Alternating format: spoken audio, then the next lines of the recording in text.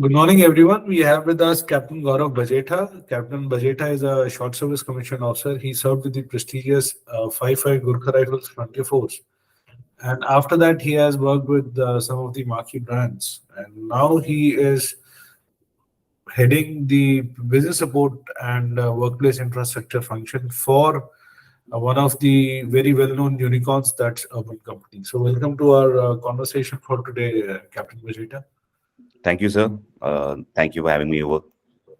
तो आज आपसे जो हम बातचीत करेंगे this would be something which you have been doing I would like to understand a very general overview of the workplace infrastructure and the facility management space. So, Okay. as a start, if you can provide me a overview of your understanding of facilities management and workplace infrastructure, and now the way it is gaining importance in large organized businesses. Thank you, sir, for the question. And before I even start, I'd like to take a couple of minutes to with the audience just to quickly share them my story on how I ended up being in this space, and it was fairly by chance and ignorance, which I don't think is a good thing. By entering a certain function because you're not aware on what's happening is not a good sign today. But for me, luckily, it worked well. The ignorance worked and helped. The choices I made helped. Some of them didn't. But I think the officers today who are transitioning and deciding a career path have a lot of information and networks available to make a much better and more educated choice. When I was quitting the army way back in 2014, like most of the Fauji's, I had no clue, on what should I do, what I will be good at, and what the industry will perceive me as. The only thing I had as a 5-year short service officer was that the fire in the belly to say I will be able to do whatever comes my way. Right. So the first few choices of career that I made were significantly bad choices, wrong choices. I ended up in a consultancy run by an IITian. After that, I ended up as a transport manager for a very big company just because of the salary and the brand and not knowing what the job role is. It was just a employee transport senior manager. And very quickly in both these roles, I realized that my skill sets are not being utilized and there is not enough opportunity for me to grow. And it's not a sustainable answer for my career path.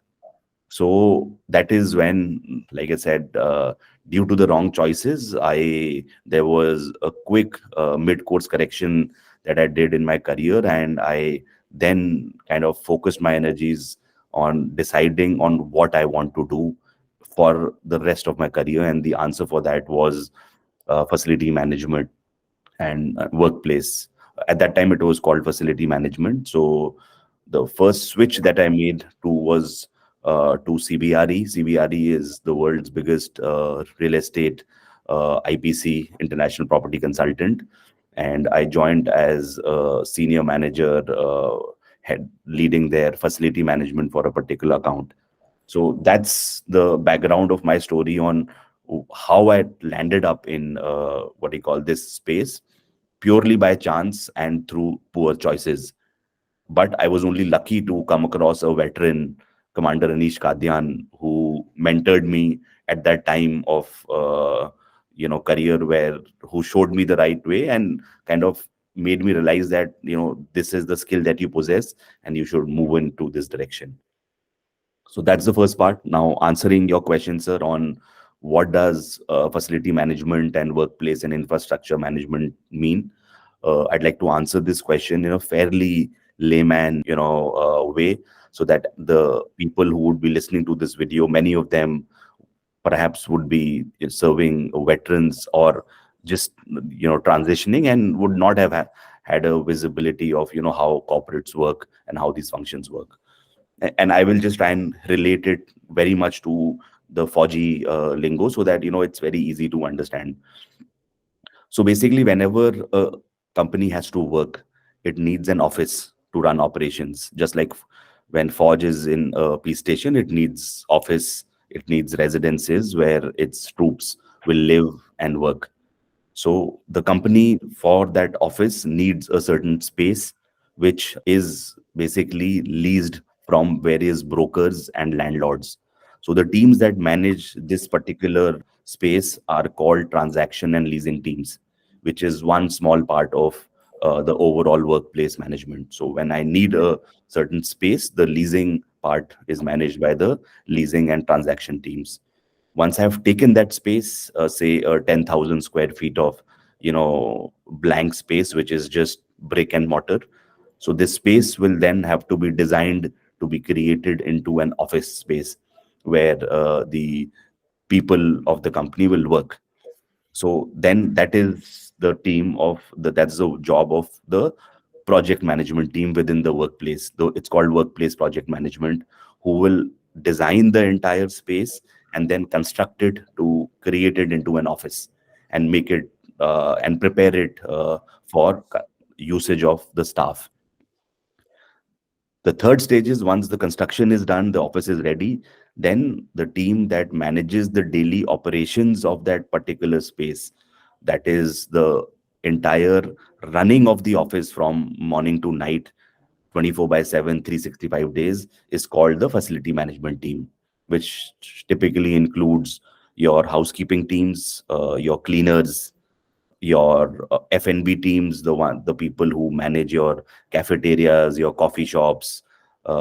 If you provide food in office, then they manage the food services. And also the other part of this is within facility management, there are engineering teams. So every office has electrical systems like your air conditioning, your UPS, which is uninterrupted power supply, which is more like an inverter, but very large size inverters, because in corporate settings, the electricity cannot go off. The internet has to be continuous.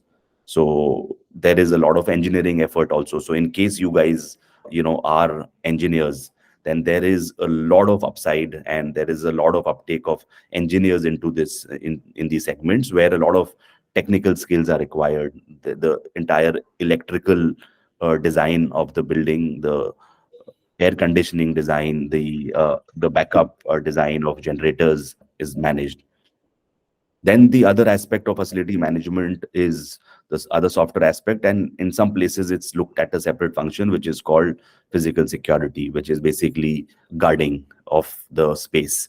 And guarding is just not physical, guards sitting at entrances. It also includes a lot of it includes a plethora of activities. It includes CCTV, it includes surveillance, it includes access control, where you manage the entire access to the building, on how this entire workflow and process will work, how the cards will be given, who will be allowed entry into what areas. So yeah, so this is, I think, an end-to-end view of how workplace management, infrastructure management looks like. There's another aspect which in a lot of companies are included under administration heads, is the IT infrastructure. The IT infrastructure, to put it very simple, is running the Wi-Fi. However, the systems of Wi-Fi is in corporates are slightly different. They run on lease lines, and they run on specific servers. There are certain firewalls where cyber security has to be protected. That is another aspect of infrastructure in which a lot of times the admin heads or infrastructure heads also manage. So yeah, so this is mostly the entire function when put together. That was very comprehensive, Gaurav. But now, when you tell me all these things, I can see that there are going to be major challenges when you are doing this, and there are going to be competing priorities, because probably the budget doesn't allow a bigger space. So, I mean, how do you kind of manage the competing stakeholder interest and balance it out in your current role? This is a very, very interesting question, sir, and I think this is one area where the smartness of Forges comes into play, where throughout our lives in the Forge, we've been taught that you have to do more with less. Forge always has fairly limited resources, but the expectations are always unlimited.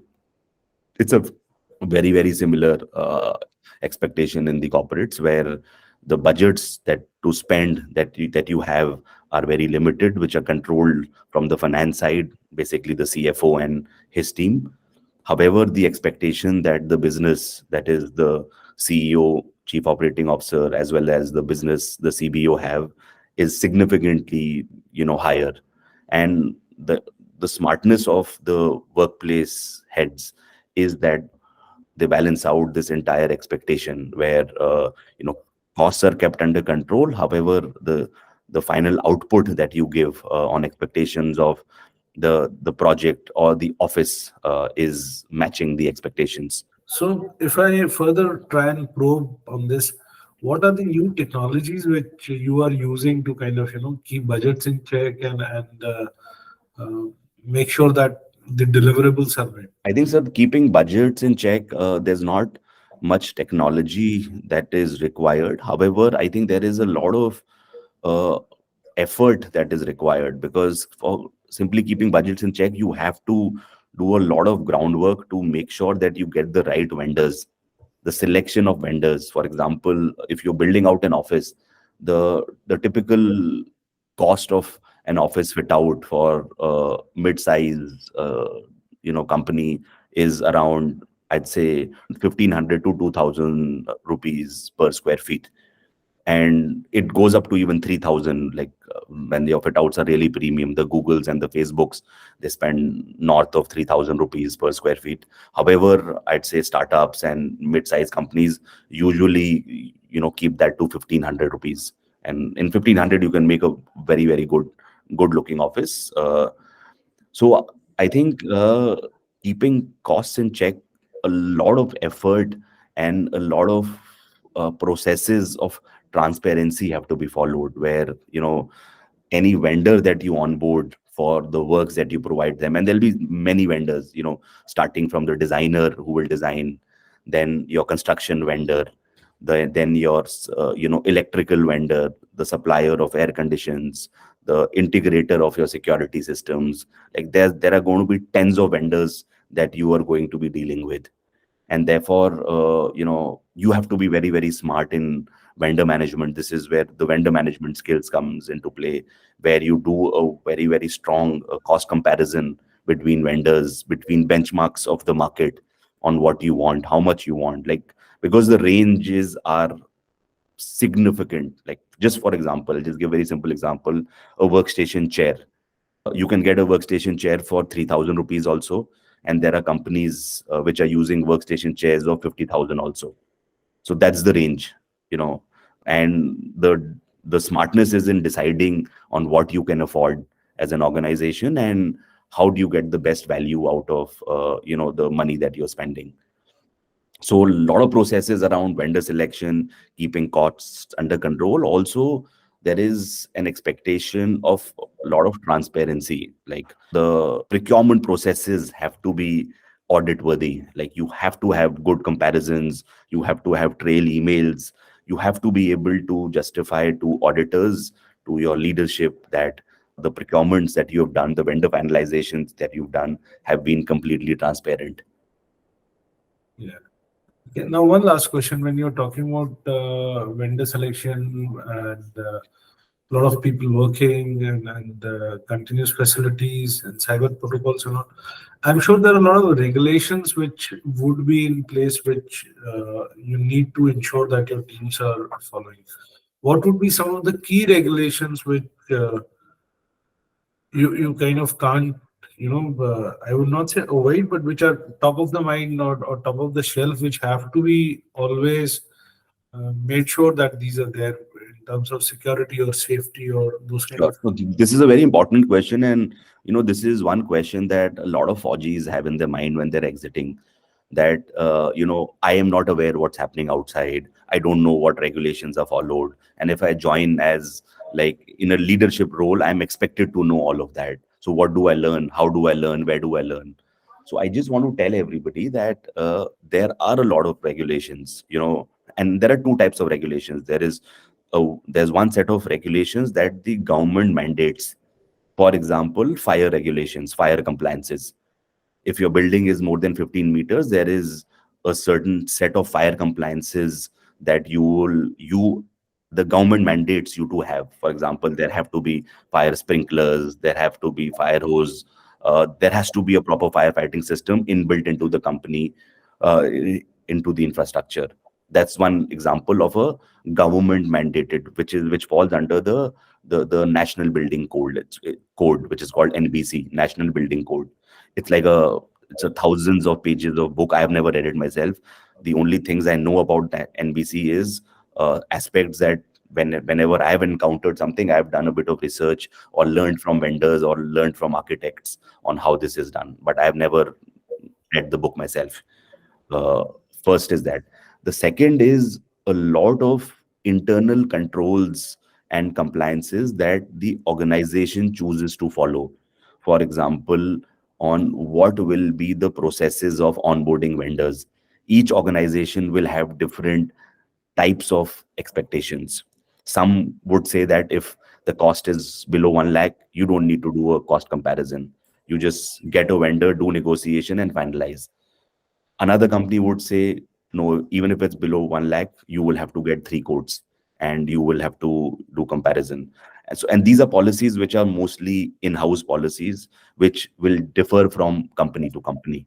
So depending on whichever company you join and what are the expectations, you will have to follow. However, there are some general good practices that organizations follow, and which I would, you know, I believe that everybody, if even if the company doesn't expect you, you should follow certain good practices. For example, cost comparisons of vendors. It's always good to have 3 quotes. It's always good to have competition between the vendors. It's always good to pick the best vendor through a competitive bidding process. So thank you so much. That was Captain Bajeta. He helped us understand a general overview of the uh, workplace infrastructure and how, what are the different things which this task entails, and that how an officer can look forward to have a career in this. Thank you for your time, Captain Bajeta. Thank you, sir.